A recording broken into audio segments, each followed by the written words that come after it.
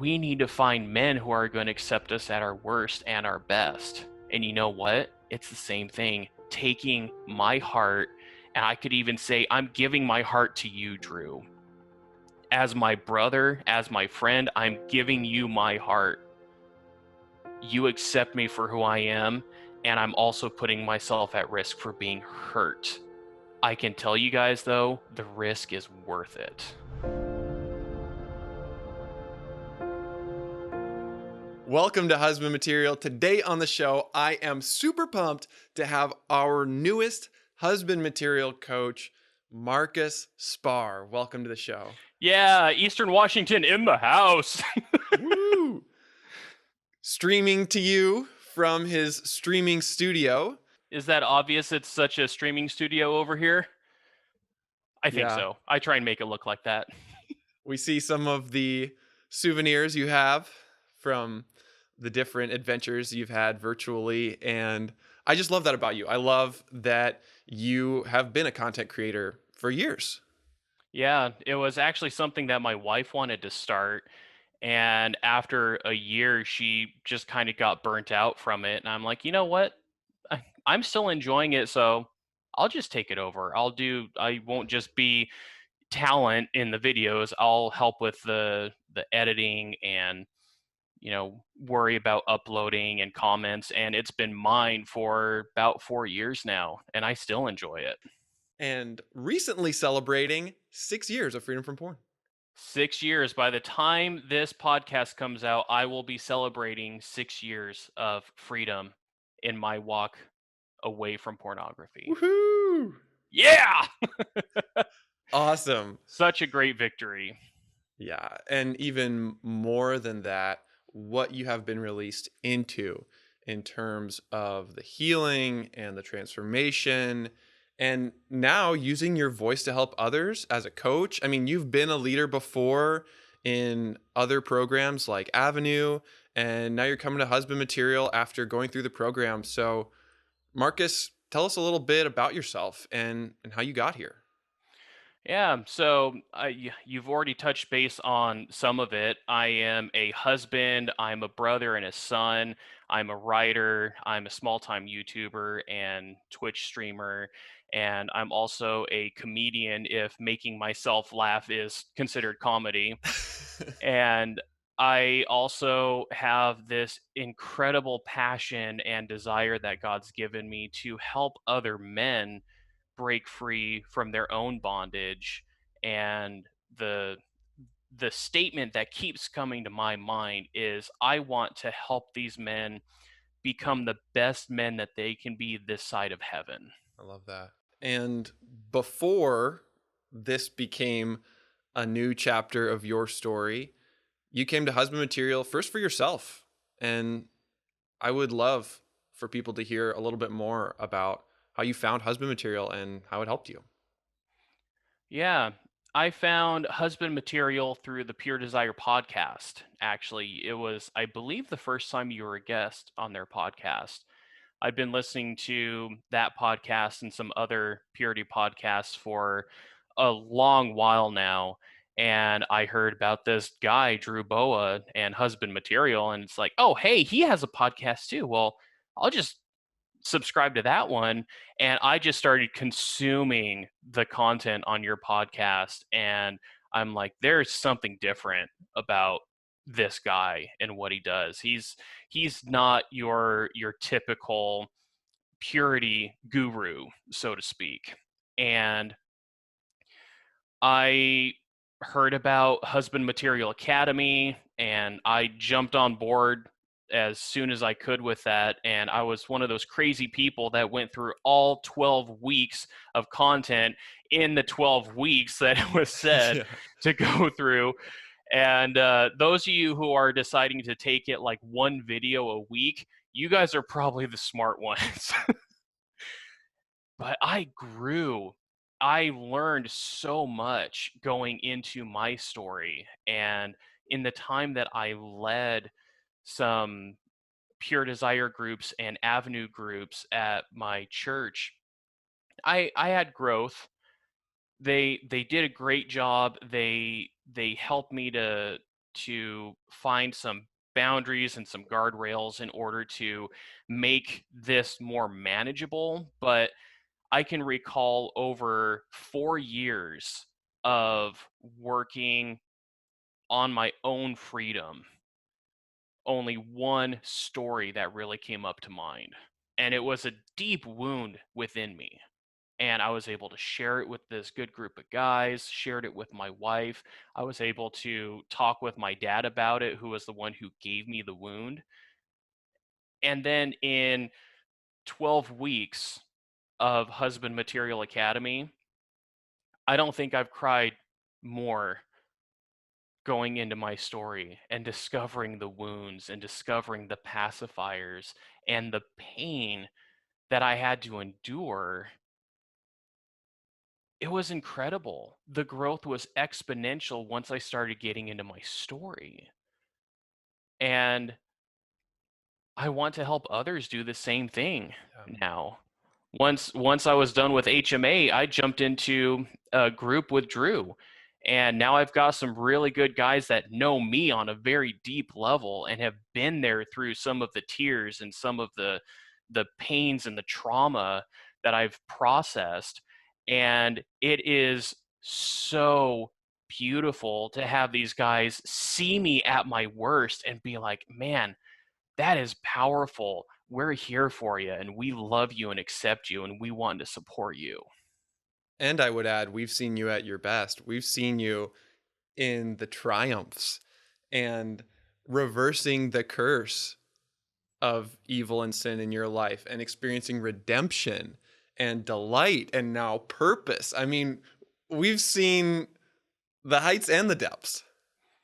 And the only way that we can get into those heights is if we go into the depths of our story. Yes. And that's one of the reasons I love the title of your new coaching ministry, Between the Covers. Yeah, between the covers coaching, because it's only going to be through the story that is between the covers of your life that we're going to find real, lasting freedom and healing. I love it.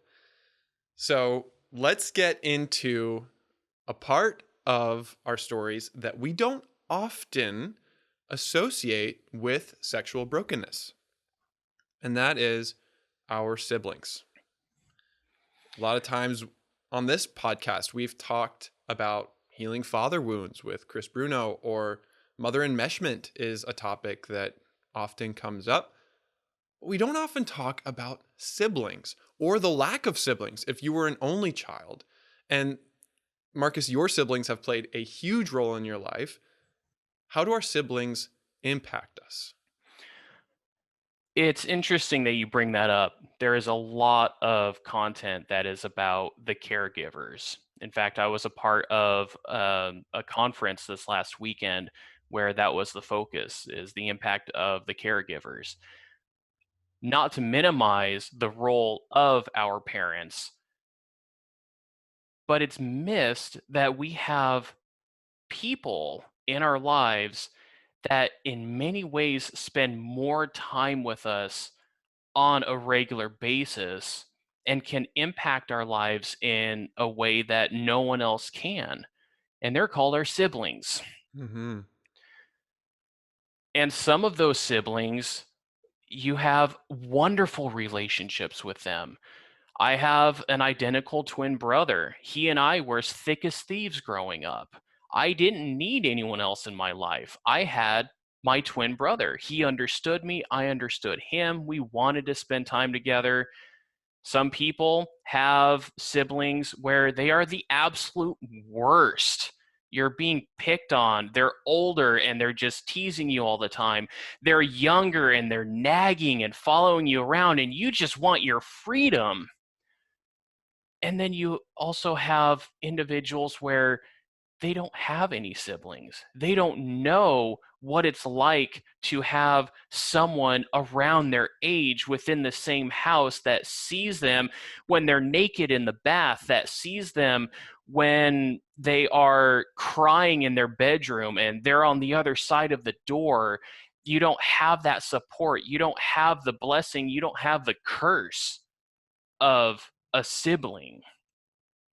And every single one comes with its own triumphs, comes with its own trauma. And I mean, I've heard stories of only children that really struggle to relate with people Mhm. because they didn't have someone to practice on. Use our Mm. siblings to practice a lot of things. Yeah. And then you have those who are like, God, I just wish I was an only child. You don't know what I had to put up with from my older sister, from my older brother, or, being the middle child, and you just kind of feel like you're not even noticed.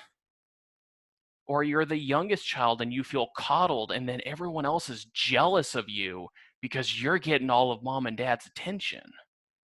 Yeah. It's a very different dynamic compared to what you experience from your caregivers, who they love you, hopefully, they love you, they support you, and they want to give you their attention. And that attention has to be shared. And that means that sometimes your siblings are the ones that are giving you the most attention. Mm. Yeah. I mean, this is so important. Our siblings, or lack of siblings, have a huge impact on shaping who we are as we grow up. I have a sister who's a year and a half younger, and I may never know all of the developmental gifts that has brought to me. Certainly, it prevented a lot of the loneliness and the isolation that I would have felt as a kid growing up moving around between countries. She was the only person who also went through that experience with me. We were third culture kids. I didn't even know that was a category until I got to college. I was like, what's a third culture kid? Oh, it's me. And so she shared that with me, moving between Puerto Rico and Mexico and Texas and Canada. And also, I did see ways that my relationships with peers, specifically girls, were really shaped by my relationship with my sister and my mother, for sure. And not all of it was positive. There were times, many times growing up, when I can remember her laughing at me.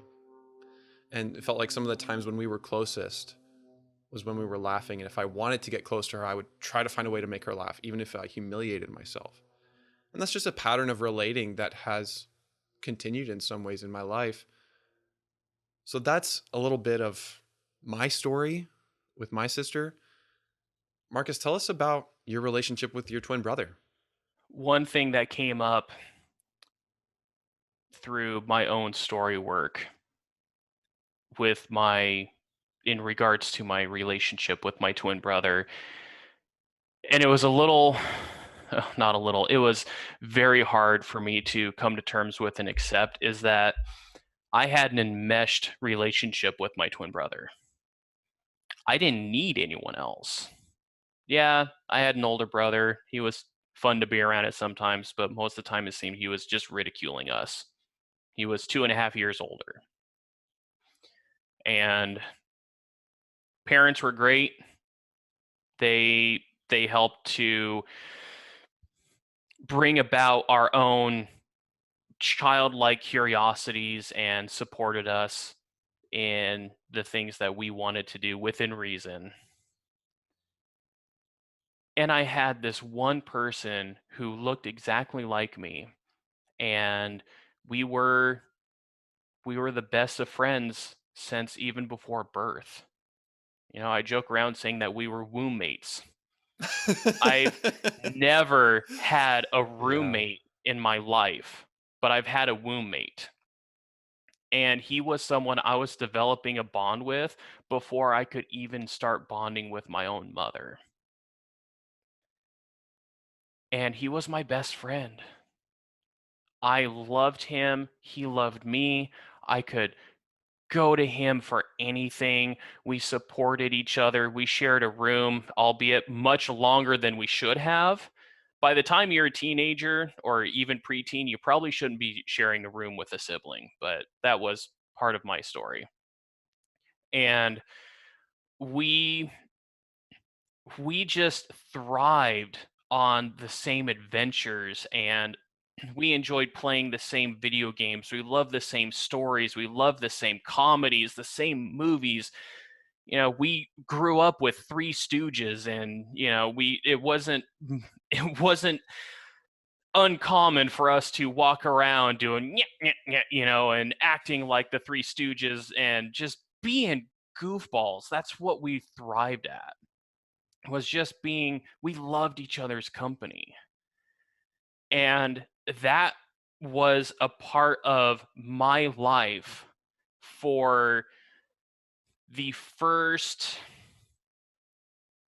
11, 12 years of my existence. Was I woke up every morning with my best friend. That's intimacy. It is like true intimacy. Did we always get along? No, I don't know of a single sibling that doesn't. It was easier for us to reconcile, though.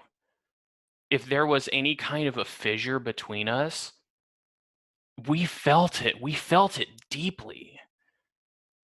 And we did not like that fissure. We didn't like being separated from each other.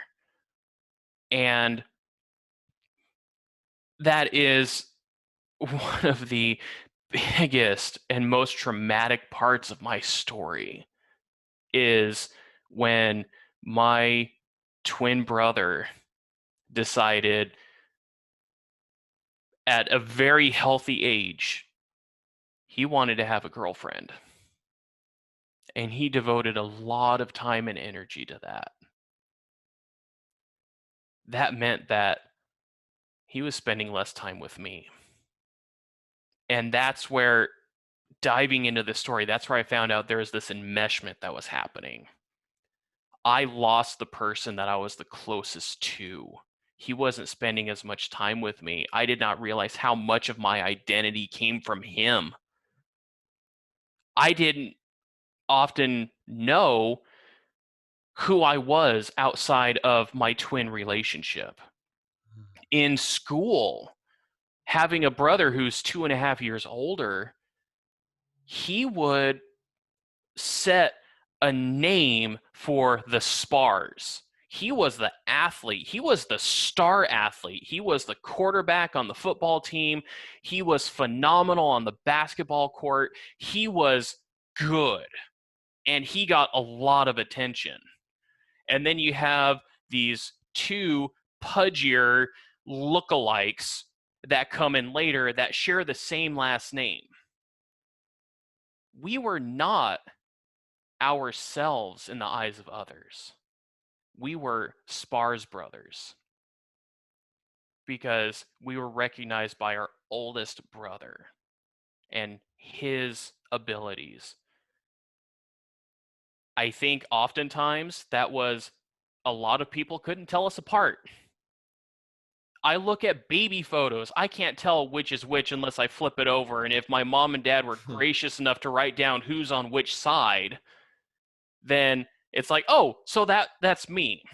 Most people couldn't tell us apart. It was easier to call us the Spaur twins or we were Spaur's brothers. And I lost some of that identity when my twin brother and I were no longer a unit together. Yeah. So you lost your identity and you lost that intimacy that you'd always known. I wonder if some guys are listening to this thinking, oh, that's what I long for. The brother who could share life with me, the one who knows me inside and out, who I wake up every morning and we're spending time together, longing for that because they never had it. Well, you had it and you knew what it was like, and then you lost it. There is a saying that sometimes it is better to have loved and lost than to have never loved at all. I'm actually quoting the movie Van Helsing on that one, but I find it very true. At the same time, When you have someone who is as close to you as a twin brother, they can also cause you the most harm. Mm. And if you think about it, when we get Yeah. into a committed relationship, I am now taking my heart and I'm putting it in the hands of my wife. And I'm saying, this is me. I have chosen to accept your heart. I am asking you to accept mine. And I am giving her permission to hurt me in ways that only she can. And I have permission to hurt her in ways that only I can. And on the flip side of that coin, we also have the opportunity to love each other in ways that Mm. only we can. And you have to take that sacrifice. It has to involve that step of putting yourself out there for someone to love. And yes, that means it's going to hurt if you're not accepted. That means that you're putting yourself out there to experience some trauma from someone who knows you on a very deep level. Yet, in order to experience that true brotherhood or that true bond with your spouse, the only way that you can do that is you put yourself into a position where you can be hurt again in a way that you're not going to like it. That's why so many wives or girlfriends are so hurt by the pornography or having an affair or the masturbation that men are doing, because it is essentially taking their hearts and saying, I love you, but this is still important to me. It's the only way I have to cope. I'm not coming to you, I'm choosing someone else. And that's painful on wives, that's painful on girlfriends. And going through this process of healing, we need to find men who are going to accept us at our worst and our best. And you know what? It's the same thing. Taking my heart, and I could even say, I'm giving my heart to you, Drew. As my brother, as my friend, I'm giving you my heart. You accept me for who I am, and I'm also putting myself at risk for being hurt Yes. in a way that only you can. I can tell you guys, though, the risk is worth it. It's a mess worth making, and also brings up all kinds of triggers. So tell us more about what happened when your brother got a girlfriend.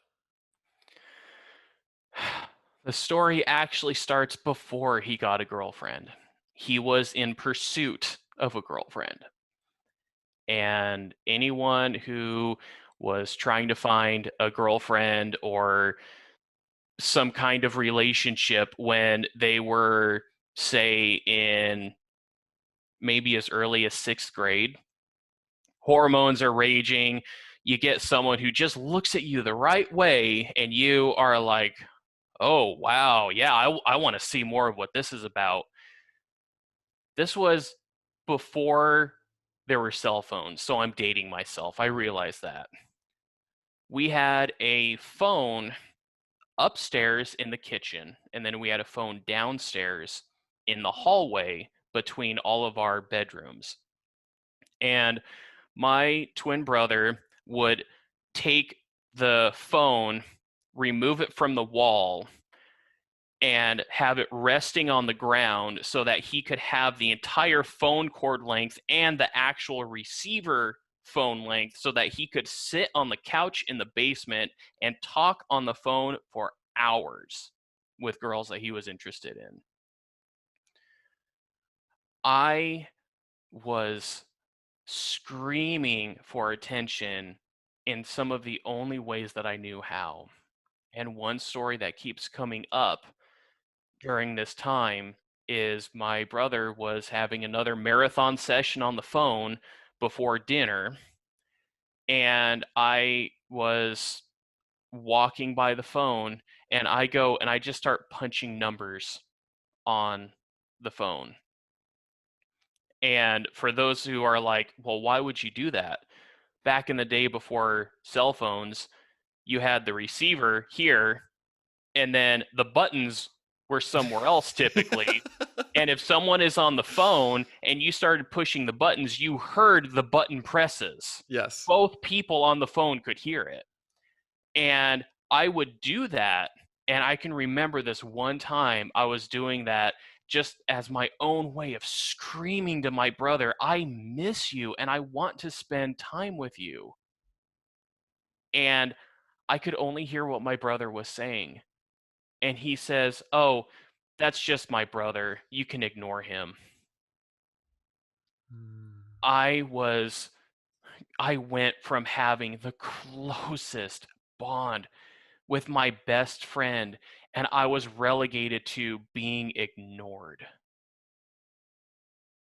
I didn't have that close of a relationship with my eldest brother. By this time, I learned from my parents that if I came to them with a problem, most of the time they were going to turn around and say, "Well, if you're going to cry, I'll give you something to cry about." My home was not safe. I was safe with my twin brother, and now I'm being ignored. I had no anchor in my life in this tumultuous storm called puberty, called school, called home life. I had no anchor and I was all alone because my twin brother said I could just be ignored. That sent me into one of the deepest, darkest times in my existence. And I still have not found that bond that my twin brother and I shared growing up. Thinking back on it, considering it was enmeshed, I probably shouldn't see that kind of relationship again. But I don't have my friend like I used to. And it seems that as we continue to get older and he's raising a family and I'm starting a new business, we just seem to be drifting further apart no matter how much we try and come closer together. And I still feel that void inside of me. I love my brother. Don't get me wrong, I'll never stop loving my twin brother. But it's just not the same as what it used to be. And I miss him. I miss him dearly. I don't think I'll ever stop missing him. And that's a burden that I have to carry because of this love that I shared with someone who was so close to me. I have great friends that I've met on my healing journey. I have friends from the group coaching. I have friends from Husband Material Academy. None of them are my twin brother. Mm. That just feels like it is a place inside of me that will just remain a void, will remain empty. And yes, God can provide. God loves me. I understand.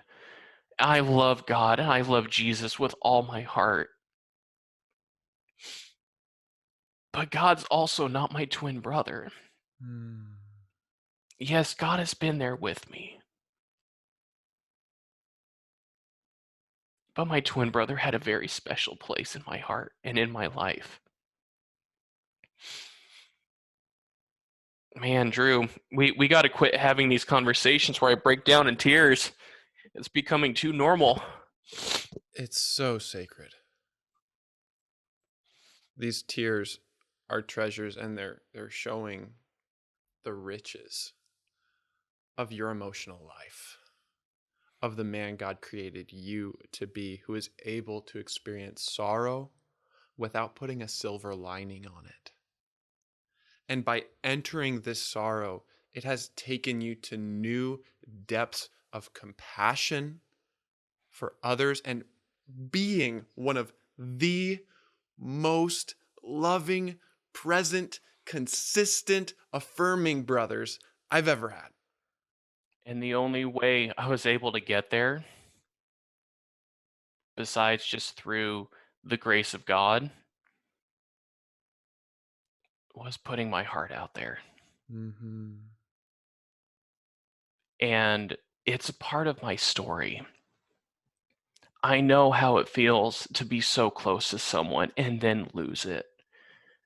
I know how difficult it is to have someone that you love being emotionally ripped away from you. That's a whole nother story, but Yeah. it involves my twin and his ex-wife. But I have seen the pain that people have experienced in their own lives, and I can find so many parallels in my own story. So you can empathize. You can go there with people. And you've been there with me. And not only can I go there, I am happy to go there. I am happy to go there with others and let them experience someone who truly gets it and someone Mhm. who understands and empathizes. And even if it's just me sitting there with them, I want to share this love and this compassion with others. And that's a desire that God's given me. It's your beauty, it's your strength, it's your giftedness, and it is so connected to that story of suffering. Exactly.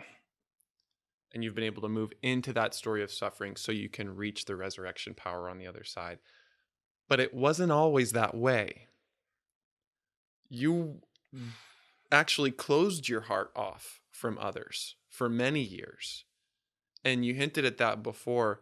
So help us connect the dots between how this situation with your twin brother contributed to your sexual brokenness and your struggle with porn.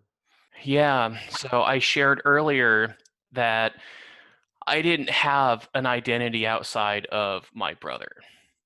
And I was known as Spaur. I was known as the Spaur twins. I was known as Spaur's brothers. And people oftentimes struggled to tell us apart. So my twin brother and I got in the habit of responding to each other's names because we figured someone was calling out to one of us, and they might not have known which one they were trying to call out to. Then I have this experience of losing my brother. I was all alone. I had people who didn't understand me. And as you said, Drew, I closed my heart off. It took me into a deep depression, and I became a very angry individual. I was on guard all the time. I actually shared with a therapist years ago that I felt like I had to be on guard no matter what. I was always on. That is a very unhealthy way of living. It is very taxing, and really the only way that you can always be on is if you're angry. I was an angry teenager. And because of that, I became the evil twin. While my twin brother, if I'm the evil twin, then by nature, that makes him the good twin. And as awful as that sounds, I relished in being the evil twin. I relished in it because I had an identity. Mm. I had something that was uniquely me, even if it made people off put around me, if it made people like walk on eggshells around me. I knew who I was. I was the evil twin. And it's actually a really odd thing that I don't know if this came from this experience or if it helped bring about this identity, but my laugh just naturally became evil, like maniacally evil kind of thing. to where I was reading some dialogue from this character in a story that my wife and I were going through, and the person laughed and I laughed maniacally at it, and she stopped and looked at me and she's like, "Babe, that was evil." I'm like, Can "I you give us told an you I example? had an evil laugh." Yeah. Can you give us maybe a sample of what you're talking about? Well, I mean, it depends. Are we going just like, someone who's just like laughing on the side, or are we talking like mad scientist maniacal laughter? I want the full mad scientist. You want the full mad scientist? Okay. Yeah. So a maniacal scientist laugh usually has a bit of a build up. I'm about to knock my light over here.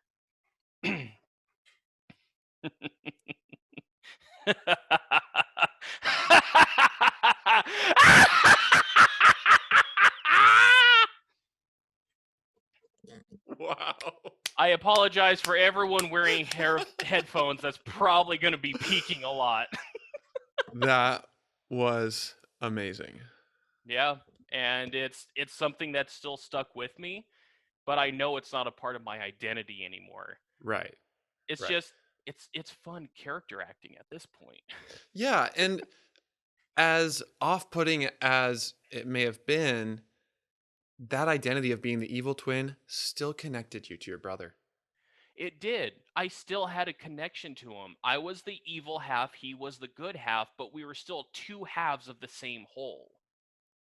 And he had his own identity, I had my own identity. We both relished in those roles that we had. I started wearing black and red. Those were the colors that I wore all the time. Why? Because as the evil twin, those resembled the colors of death and blood. Hmm. Makes sense. My brother was more into like the blues and the whites. Why? Those were more associated with goodness and holiness. And it still gave us individual identities, but as you said, it also still connected us together. Yeah. And it was it was also a persona that helped to keep people at a distance. Mm. I would not allow anyone to get close to me. I don't know how it is for most men, but for me personally, I did not start pursuing a romantic relationship until I was a senior in high school. Hell no was anyone going to get close enough to me to hurt me like my twin brother did. I needed to navigate the most difficult time of my life on my own. School wasn't safe for me. My home wasn't safe for me. I was bullied by my peers. I was ridiculed by some teachers. I was That bullying continued at home with my dad and with my two brothers. You want to talk about the hurt of siblings? It just continued at home. It was not safe. And where did I end up finding safety? I found safety in the girls of my classes. They were the ones who accepted me. And that shows in the porn use that I used to indulge in and the fantasies that I still struggle with. That I had a very I've heard a lot of people share this kind of a story where they were hurt by men and by peers in their lives.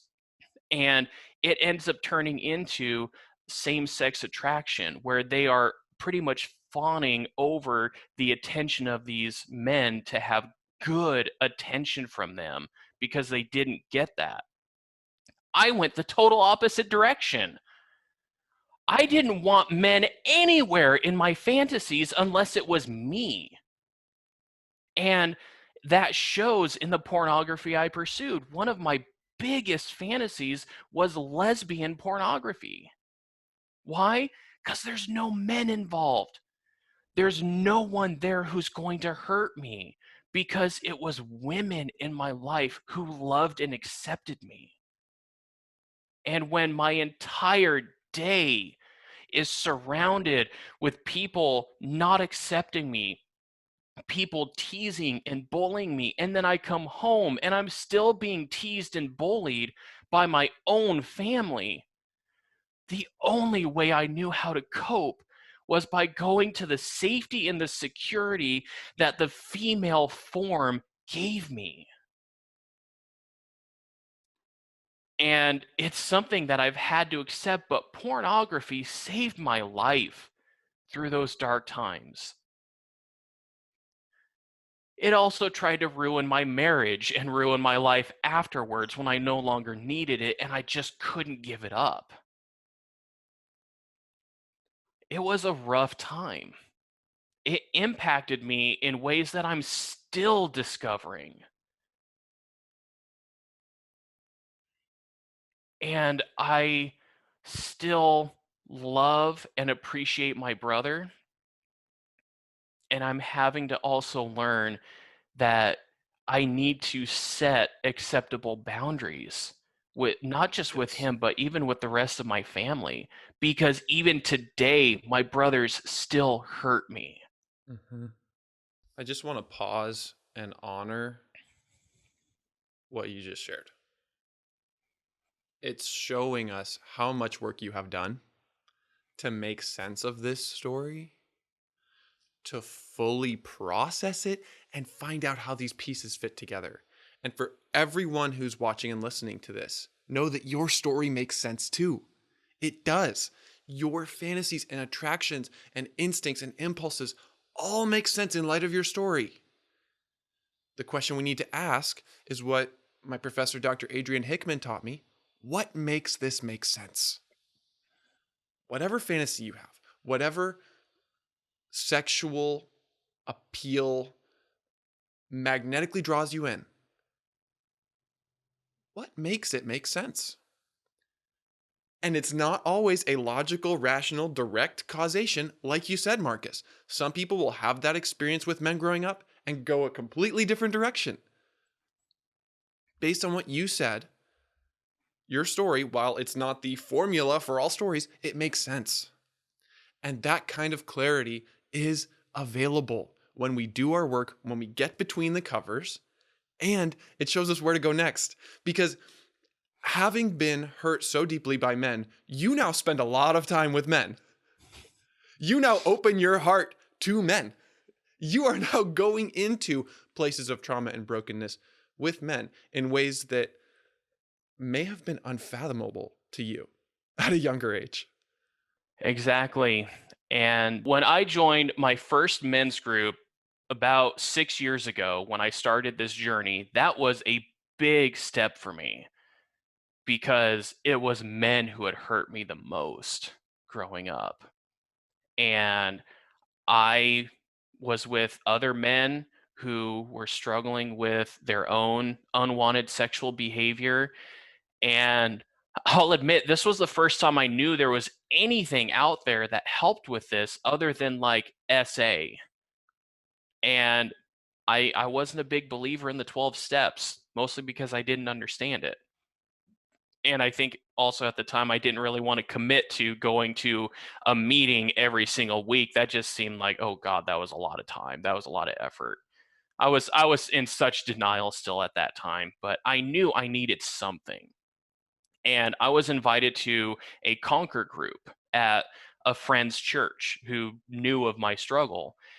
And I slowly started opening up to these men. And one of the things about me when I'm in a new situation, especially a new group of people, I am very reluctant to get in. I have to, it was my nature to stay on the outside and I had to observe to see if it was going to be safe. And I saw these other men sharing some of their deepest, darkest secrets and their struggles and their fantasies. I saw men just all out weep. I rarely ever saw that. Men didn't cry. what is this? I didn't know what was going on. And I saw these guys just break down weeping, sharing their stories, and something moved within me where it's like, this is what I have been seeking, but in all the wrong places. I wanted to have safe men to come around me in an area that most women can't fathom. I kept going to Eve to find my solution when I had to go to Adam. Hmm. And I finally found men who were safe, and I started opening up, and I found acceptance. And these guys are like, "Wow, that's really rough stuff that you're dealing with. I'm so sorry. How can we help you? How can we pray for you?" I gave them some of, not all, I wasn't that open at the time, but I gave them some of the pages between my covers. Hmm. And they took them and they handled them with such grace and love and compassion. I started seeing men in a different light. They weren't my enemy. They weren't to be feared. And I took that and started leading my own groups. Hmm. I started finding more healing in my story after setting up good boundaries, after making calls every single week to men and trying to connect with them, going through the steps of what I was told to do. Not just show up to a meeting, I'm done for the week, not treat it like a church service where you go into church on Sunday and you're churched up as much as you need until the next Sunday. No, I was connecting with men. I was being honest with them. I found men who wanted to be with me. I saw men in these groups that connected with me, and they're like, you know what? This guy, Marcus, is someone that I want to get to know more. And they shared with me, and I shared with them. And I still have good friendships with men from early on in my journey that I still connect with on a regular basis.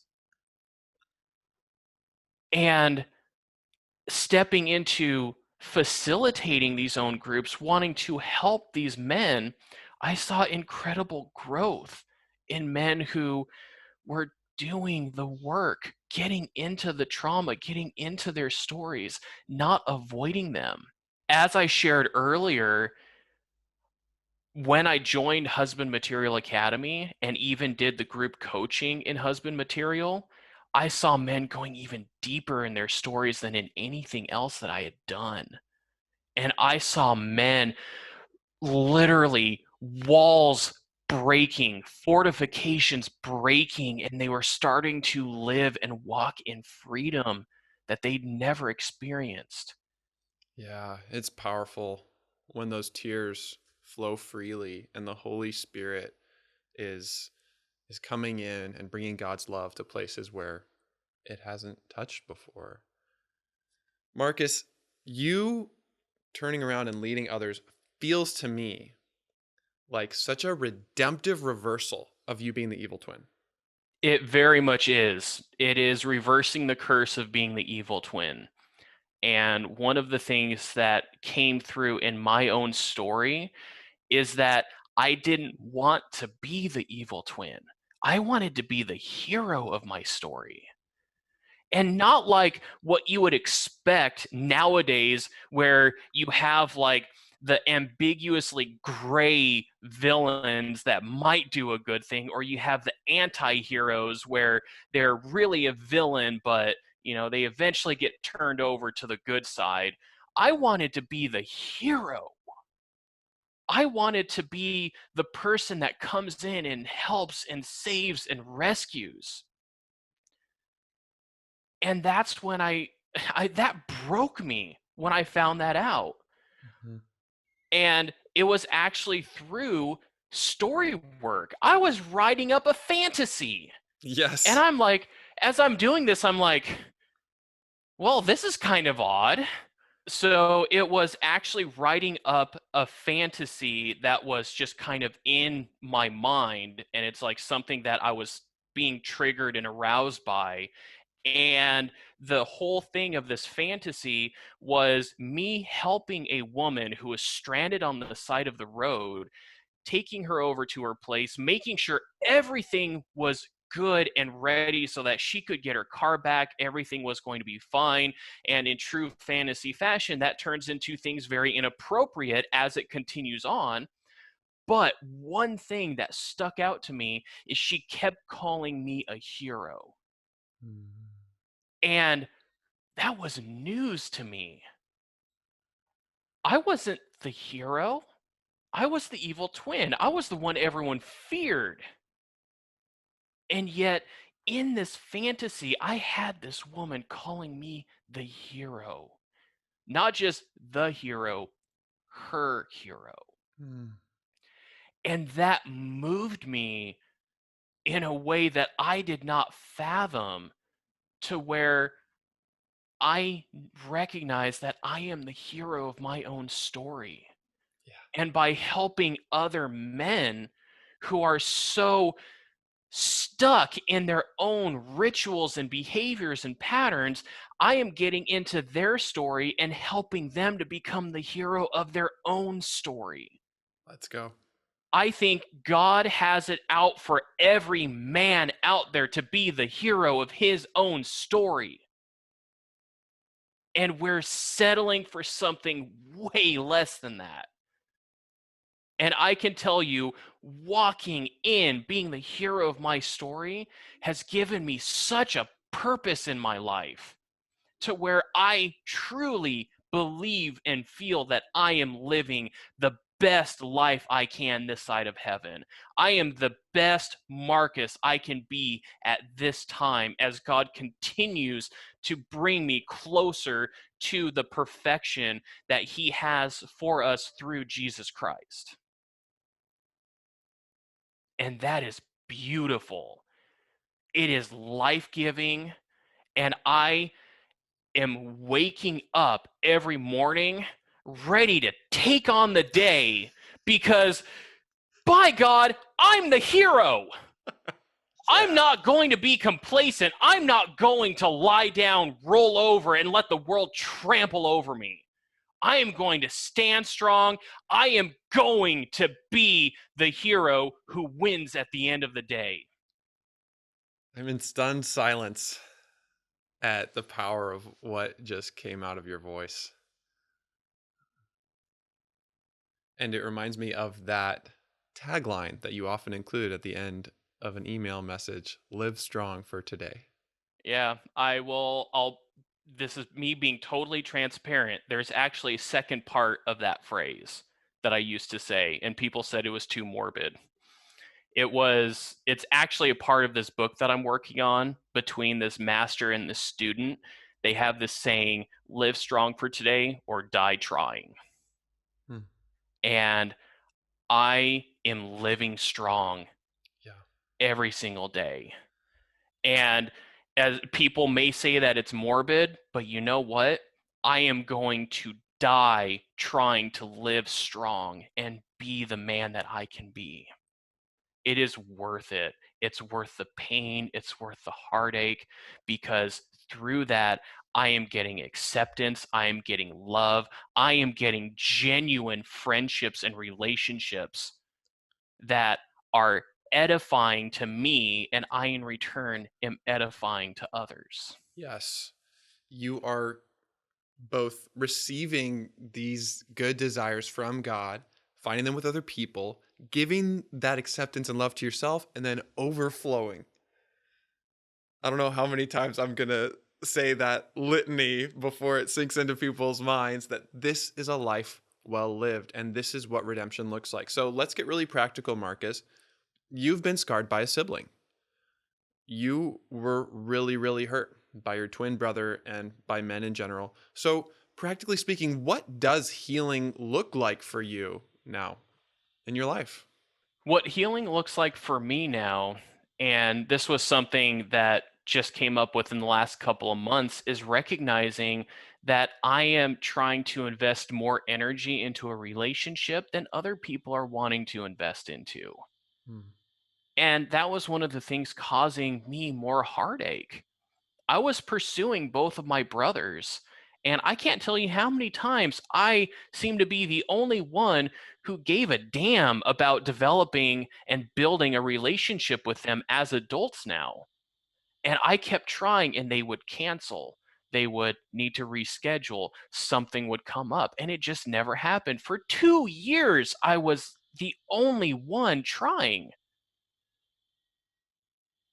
And I just realized why. Why am I investing all of my time and energy into these people that I have good relationships with? I love them. They will forever be a part of my life, but they're not giving me the time or the energy that I'm giving to them. It's like I'm giving, giving, giving, and they're just taking. And yet I look over on this other side and I have friends who are like, hey, the next time that you're doing a stream on Twitch, if you ever stream this game, let me know. I want to play it with you. Hmm.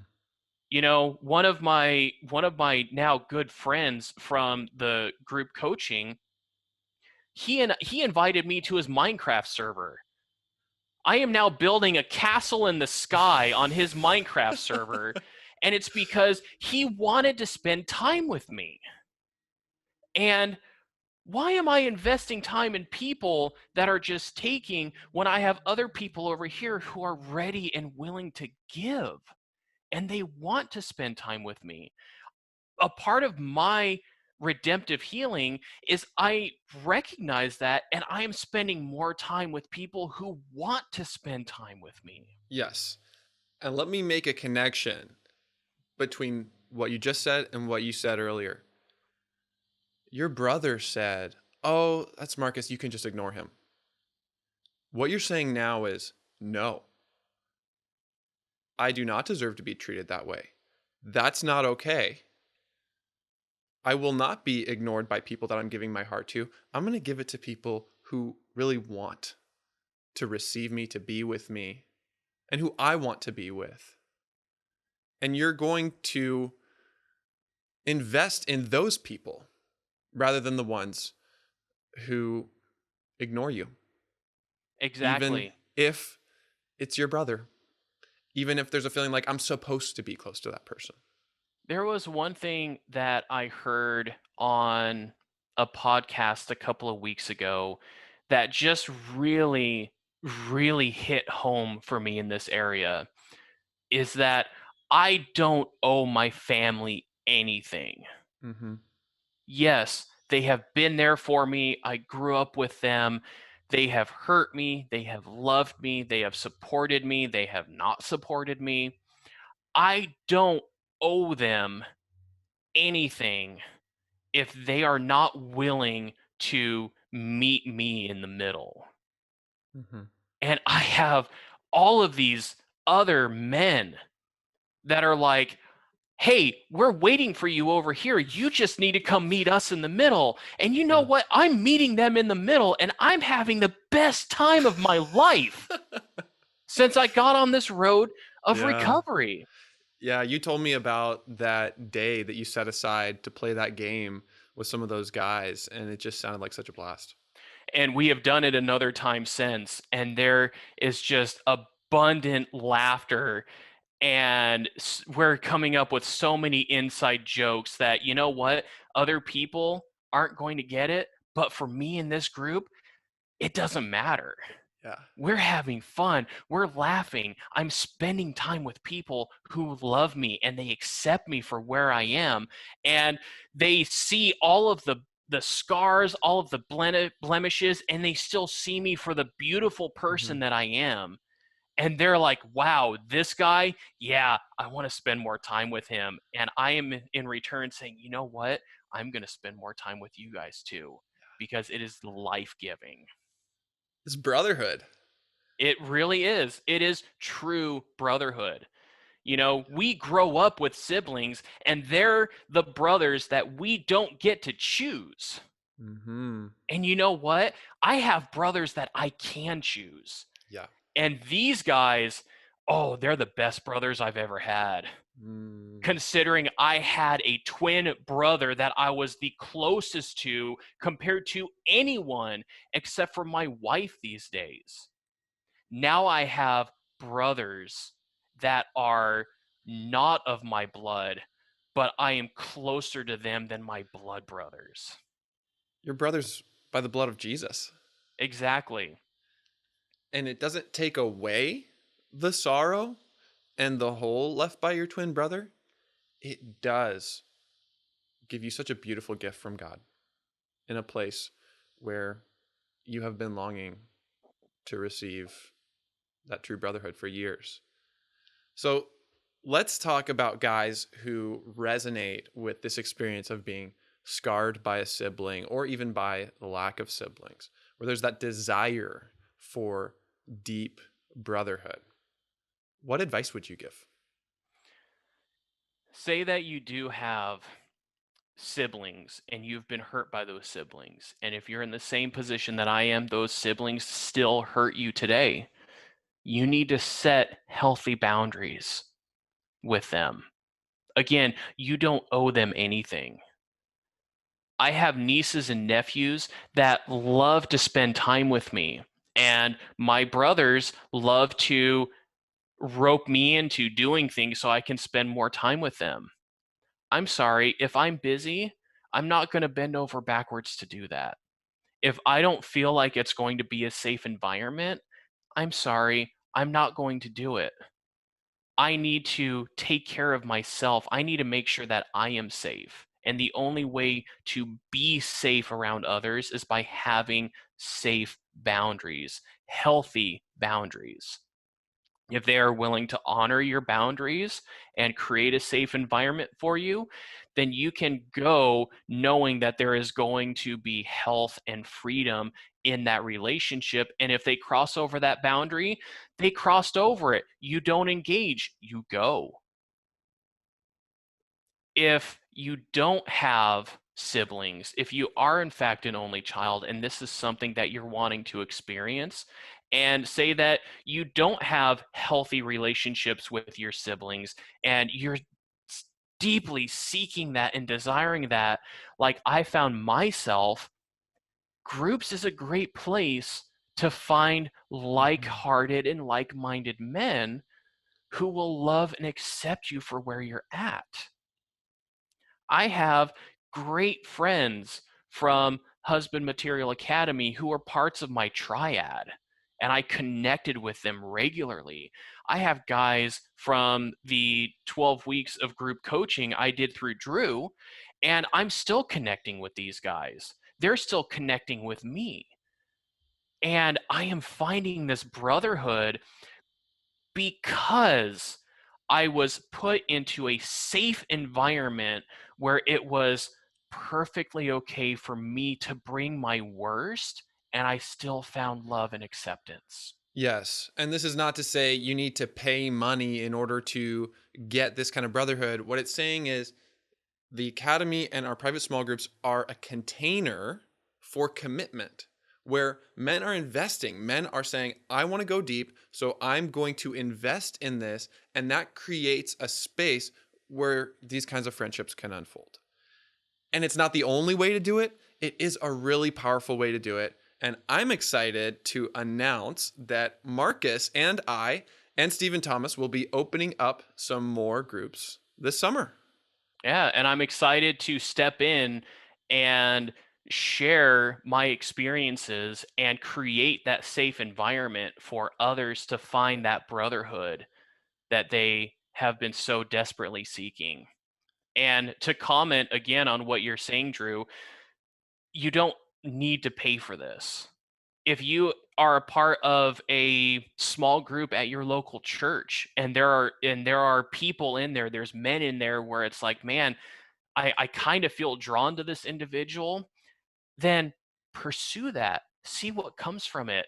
There's the Facebook group. If you're on Facebook, we have the new husband material community.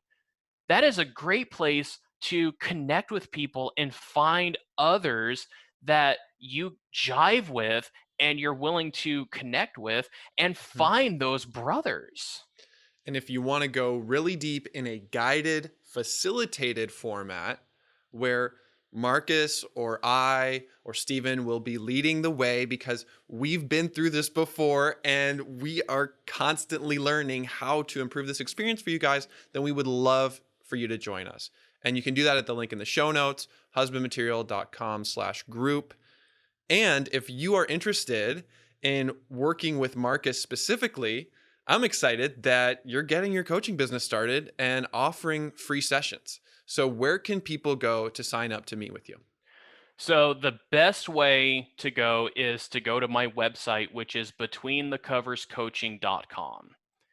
And you can also email me at marcus.spaur@gmail.com. And you can reach out via phone or text. My number is 509. Oh, geez. You'd think I'd have it memorized by now. It's 509-870-7081. And Okay. that's information you can find on my website, just on the contact me. I am open to email, I'm open to phone calls, open to text. We can work out a way to get a free session to where we can see if it's going to be a good fit and move forward from there. Yeah. And even to just dip your toes into the story between the covers. I'm really excited for you, Marcus, to be stepping into this space and all of the ripple effects that will come from it, even as we face so much opposition in doing this work. As we said before, we're giving our heart to it because it's a mess worth making. It is a mess worth making. And I just have to comment about your background and some of the epic symbols that I see on the walls. There are swords on the walls, there's a shield, there's even a pillow of Unicorn's Revenge. Yes, my cartridge pillow of Unicorn's Revenge. And if you don't mind, you guys can't see it on this wall here, but I actually have a rack of swords, and I want to show you guys this here. Wow. This was the biggest surprise that my wife ever gave me, and you want to talk about being the hero of your own story. This is a specific sword. It's called a sakabato. It is sharpened on the reverse edge. It is a weapon that is meant to protect, not to harm. Wow. And when my wife gave this to me, you want to talk about something that was very life-giving. It made me feel like, wow, she understands and knows that I'm not the villain. Hmm. And yes, this room, going back to what you're saying, is a celebration of my nerddom. I have swords over here. I have metal posters on 3 places. I even have an anniversary drawing from my nephew hanging up on a shelf that's out of frame, unfortunately. But it's it's all the things that I enjoy, Yeah. all cooped up in one little room where I do a lot of my recording. And where now you are leading others to freedom. Exactly. Marcus, what is your favorite thing about freedom from porn? So I'm going to cheat a little bit because I have 2 favorite things. The first thing is that I have found my creativity that was stolen from me over 2 decades ago. And the other thing about being free from porn is that I am the hero of my own story. The epic is unfolding. It is an epic story. It's an epic journey. Who wants to join us on it? Let's go. I feel like we're the Fellowship of the Ring or Harry Potter against Lord Voldemort or the children, Peter, Susan, Lucy, and Edmund, following Aslan. Guys, let's go. Let's do this. Let's reverse the curse together and outgrow pornography once and for all. Marcus, thank you for joining us today. And for everyone else out there, always remember, you are God's beloved son, and in you, he's well pleased.